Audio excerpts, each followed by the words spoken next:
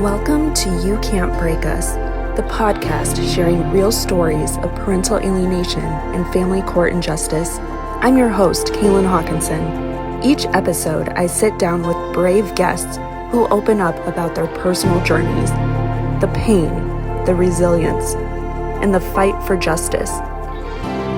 These stories are raw, real, and powerful because speaking out is how we break the silence and remind the world, you can't break us.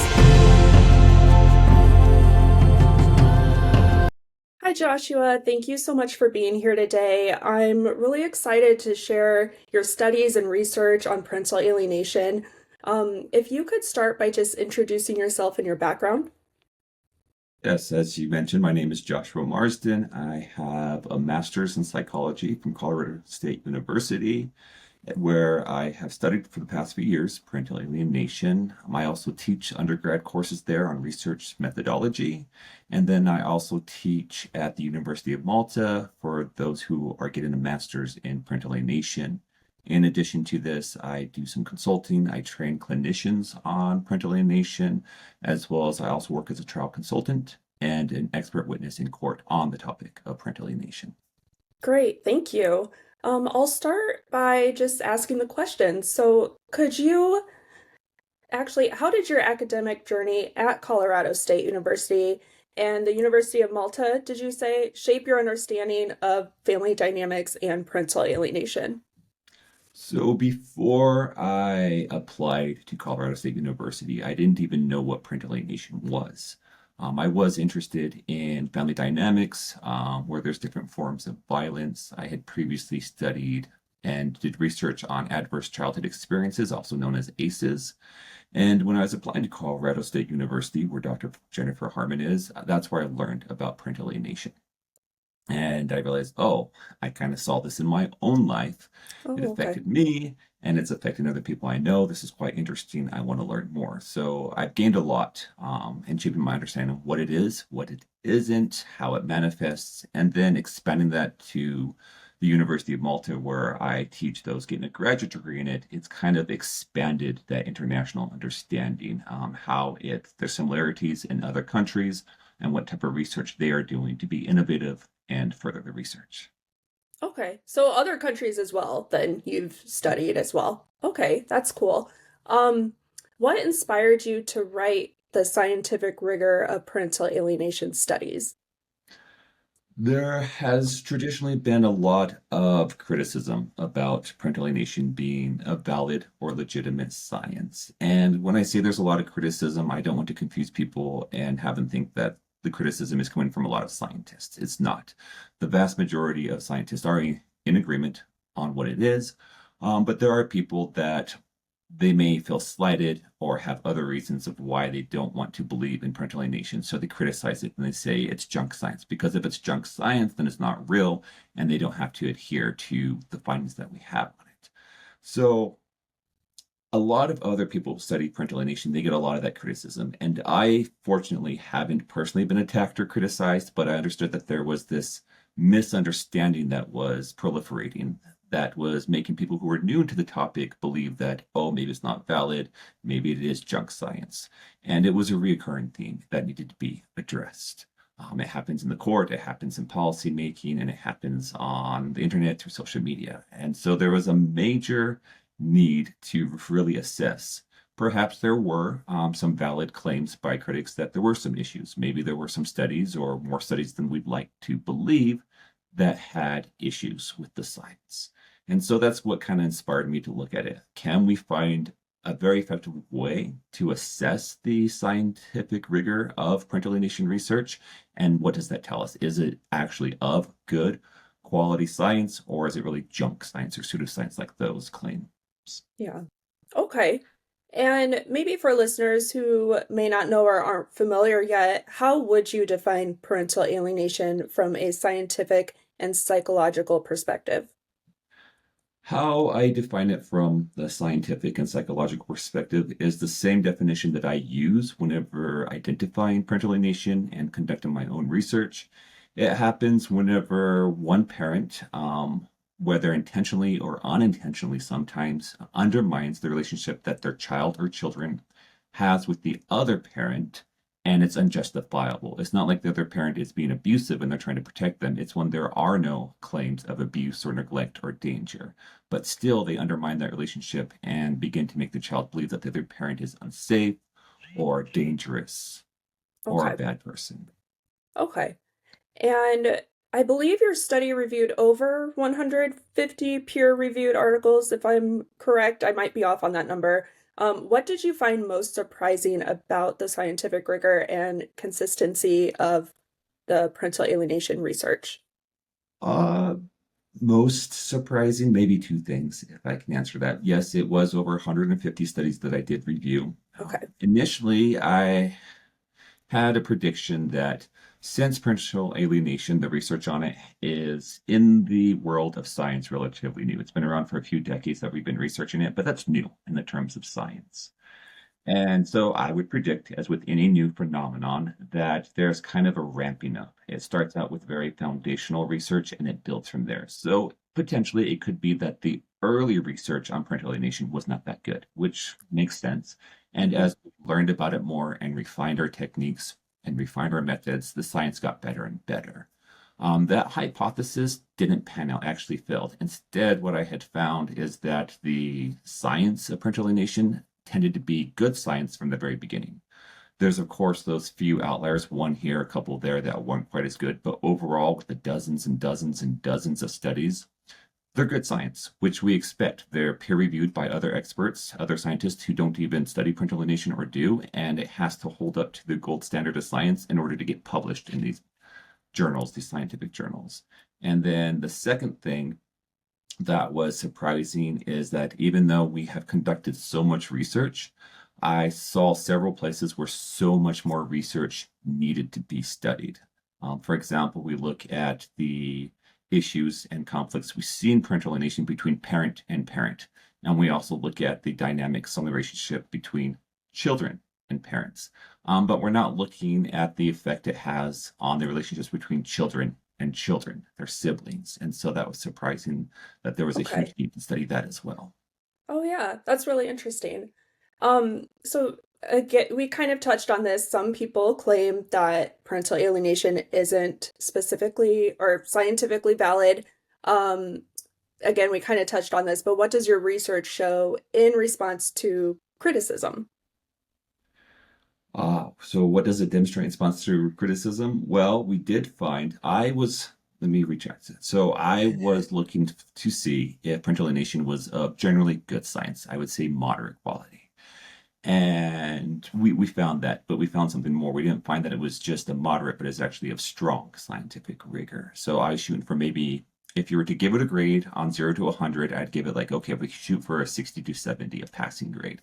But it ended Okay. up being in an 80. I Oh, used a tool that's very well recognized, the mixed methods appraisal tool, and anything above a 60 is good science. And ours was above an 80. So oh, it was okay. even better than we had expected. Yeah. So to the claims that they make, it's good science. It's good science. You can't argue. Truth is truth. Science and Hmm. science. It is what it is. Yeah. So these studies are very legitimate. Um, what are the biggest misconceptions about parental alienation research that you think need to be cleared up? The biggest misconceptions, one that I see that comes a lot from critics, is that they tend to argue that parental alienation research and accusations of it's targeted towards women and it protects men. And the misconception that that raises is that women can't be the victims of parental alienation. They kind of portray this narrative that women are always being falsely accused of being alienators, but they never recognize that women are victims of being alienated. And that's Hmm. kind of sad because we find it's even across the board. Men and women can both be perpetrators and they can be victims. And by saying, oh, it's only women being falsely accused, it's not a real science, they kind of hide the fact that so many women and mothers are falling victims to parental alienation, being targeted, being alienated from their children, and experiencing this abuse. So that's, to me, is a major misconception that I feel deeply needs to be addressed. Yeah. Another misconception is that it's different than, let's say, estrangement. Sometimes people say, oh, the child is estranged, the child is alienated, and they think they're kind of the same thing. And they're not. Estrangement can happen for various reasons. Maybe it's an unhealthy relationship. Maybe one parent moves away and has no contact. So over time, they naturally drift apart. Yeah. Alienation tends to be very deliberate and very malicious and very pervasive, and it's very extreme. So it has a different dynamic to it. So I think those are two major misconceptions about parental alienation. Yeah, thank you for explaining all that. And just my own personal input here as a mother who has and is alienated, I do appreciate people like you, using scientific research and showing studies like this and kind of advocating for, the truth. How do your findings influence how family courts and policymakers should view parental alienation? So, from what I understand, one of the biggest hurdles that those who try to investigate and identify if parental alienation is happening in the court system, the first thing that, or the second thing, the first or second thing that pops up in court by the opposing counsel that's trying to argue against it is that it's junk science. It's not legitimate. And they will usually quote very dubious sources or opinions. And so that's a major attack that comes right out the gate. And Hmm. my research demonstrates that that's false. So now, when individuals are investigating this in court and people are trying to argue that it's not real to protect their clients who may or may not be instigating or causing child abuse, this right away shuts that down and says, no, this is a legitimate scientific phenomenon. It is real. Can we go ahead and now move past that and get to what's really important, looking at if it's happening to the parents, if it's happening to the children, and how we can fix the problem. So it kind of solves a major hurdle that may come up, which shouldn't, but it does. Yeah. Yeah. Yeah. So in your opinion, what are the risks when courts or evaluators dismiss parental alienation as just conflict? Well, the risks of that is the risk that you would see with anything else. So, as I mentioned before, I do also study and look at adverse childhood experiences, which is a very well studied phenomenon. We look at the adverse childhood experience scale that shows that these different forms of abuse or neglect that happens to children while they're young causes a lot of negative outcomes: depression, suicidality, issues with school, issues with social engagement, Mhm. as well as with health issues. But it's not just short term, it's long term. Throughout the lives, we see that there's a massive cost on the healthcare system. People can't hold down jobs if they experience these adverse childhood experiences. There's a higher risk of heart disease and other comorbidities.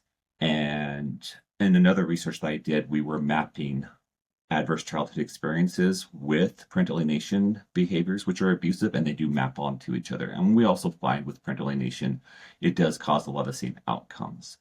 Okay. So for this, when people kind of, my opinion with missing the diagnoses of parental alienation or not recognizing it is that you have these children that are experiencing these adverse childhood experiences.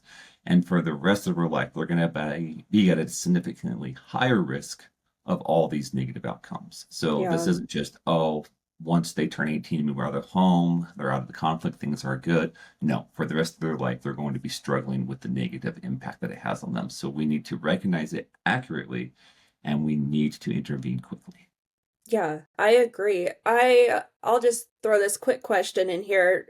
In your opinion, do you think more psychological evaluations is the answer? Like if there's a custody case and parental alienation is alleged, to figure that out and get to the source, do you think evaluations from a trauma-informed therapist or someone who specializes in this topic, would that help? Because I don't see it as a mandatory thing usually. So, So I could see the argument that more evaluations could be helpful, but could also be hurtful if you have too okay. many. What I think would be more important is that you have people who actually have training or know what parental alienation is, competent in it. And it's okay to say, oh, I don't know what this is as a clinician or investigator. I should probably reach out to somebody who is trained in that. And I think that should be the outcome. I Okay. think sometimes everybody does this. We think, oh, maybe we can fix it and I can do it by myself. But it's okay to say, okay, there's something I don't understand here. I need to reach out. And I think that's what's important is if parental alienation is being posited as a potential thing happening and you don't know what that is, reach out to an investigator who is experienced in it, reach out to a clinician who is competent and understands it and get their evaluation. And I think that is what is most important in these situations. Okay. Thank you for giving that answer. I think that's a great answer.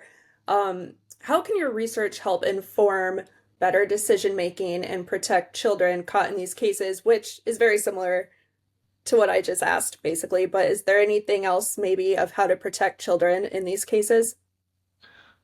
So if it's a mild case of parental alienation, sometimes you don't have to change things around much. You just have to make sure that the people engaging in these abusive behaviors get counseling Okay. and that they're psychoeducated on the harm that it causes. And then, of course, you provide counseling for the child. And as that progresses to a more severe situation, you'd also bring in the other parent.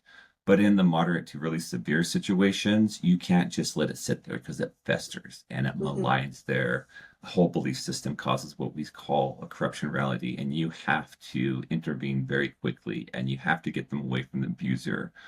Yeah. The behaviors we see and the outcomes of the behaviors are not unlike what we would see in, let's say, cult indoctrination.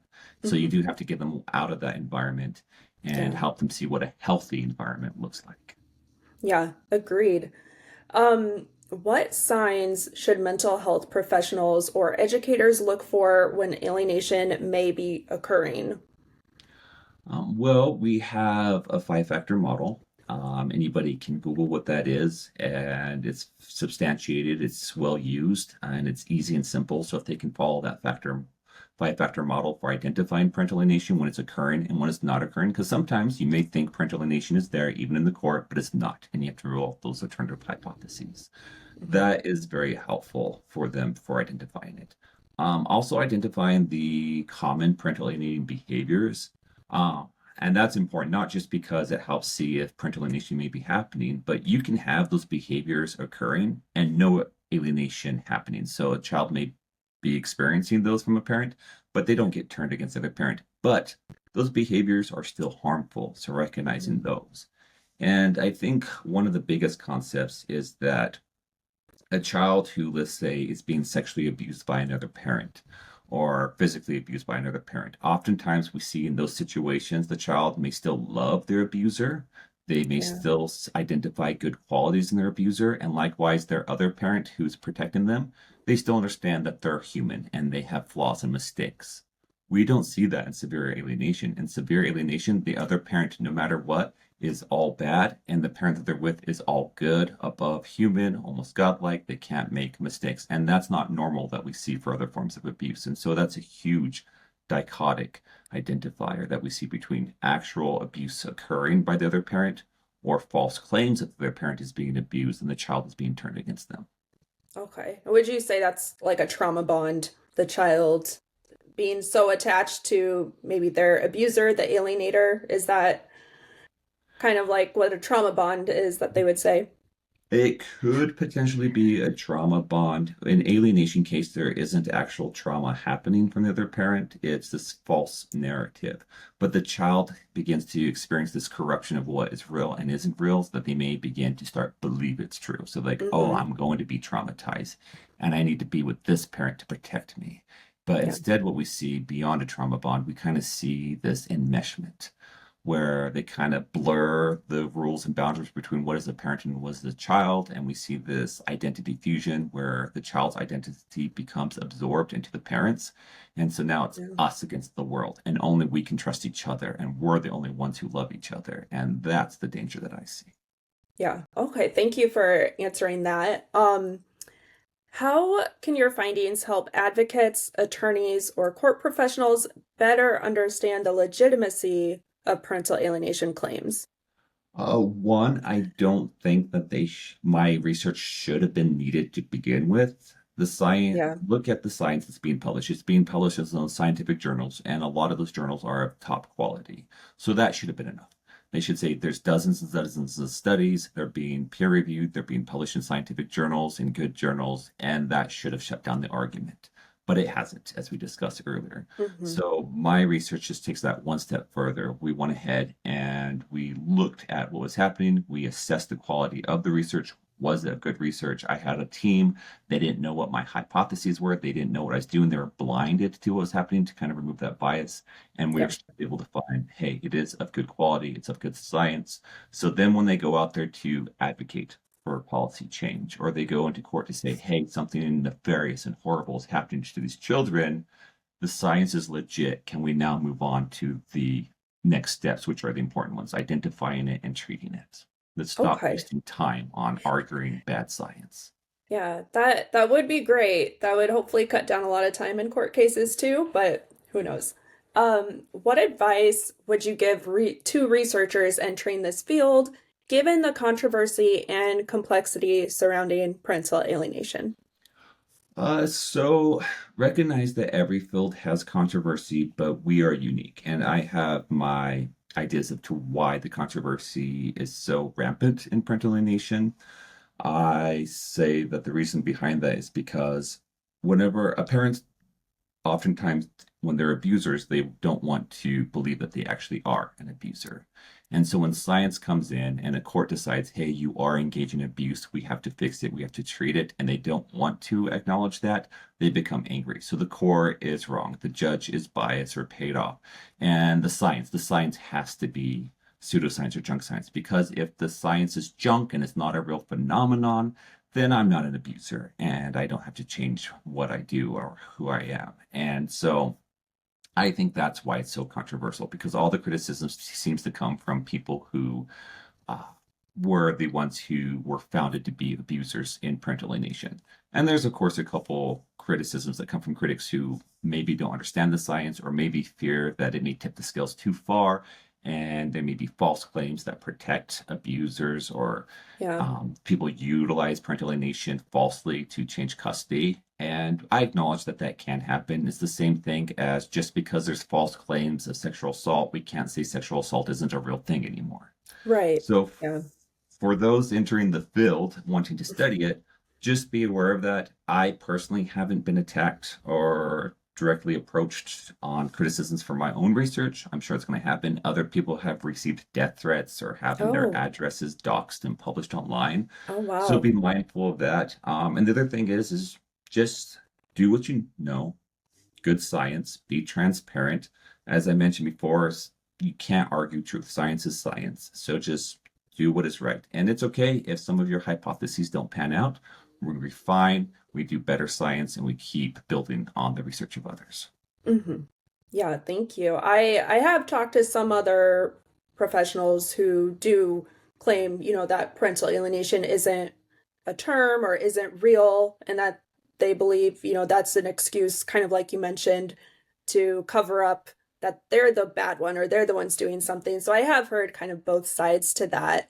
Um, is there any other message you'd like to share with parents or professionals who are trying to make sense of the science behind parental alienation? Yes. And this is, I think, a flaw with all science, physics, biochemistry, medicine, is that when scientists do research and we write our research, we tend to write it for other scientists. And how does it apply to the people it really matters? We're using highly technical terms and very complex analyses, and that doesn't make sense to everybody else, especially those who aren't in the field. If I was to even look at science in a different field, there's a lot of things that don't make sense to me, and I'm a scientist myself. Yeah. So I think for parents is to one, don't get overwhelmed by the science of it all. Try to understand what you can. Another thing with it is to recognize that it is valid. I think that's good for people when they're having a horrible experience in their life. One of the most beneficial things for them is when other people acknowledge, hey, what you're experiencing is a horrible thing. It is real. It does happen to other people, and you're not alone in this. And so the science kind of shows, Yeah. hey, your experiences are valid. You really did experience this horrible thing where a child was brainwashed and manipulated against you. And it does happen. And there are people out there. hundreds of people, thousands of people across the world that are finding ways to understand it better, to treat it better, to intervene, to raise awareness. And so I think Yeah. that is a very good take-home message for them. Yeah. That's a great explanation because again, from personal experience and having talked to many others who are going through it or have, it does maybe make you feel crazy at times. Like, is this true? What, and they kind of mess with your mind. And, that's how the alienator acts, is like, it's you, it's not them. And so research and the right kind of therapist and studies like you do, it does show the truth to this. And I think help people feel more connected and that the truth is out there.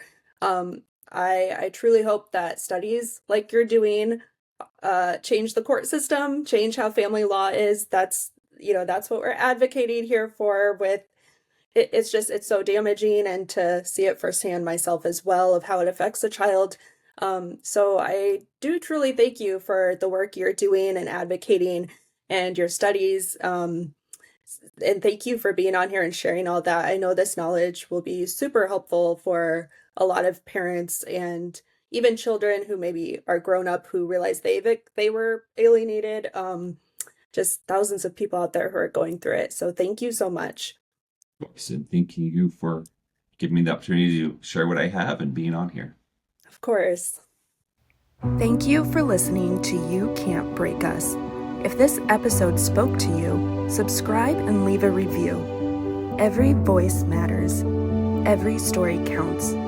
If you or someone you know has a story to share, email youcantbreakuspodcast@gmail.com to connect with me.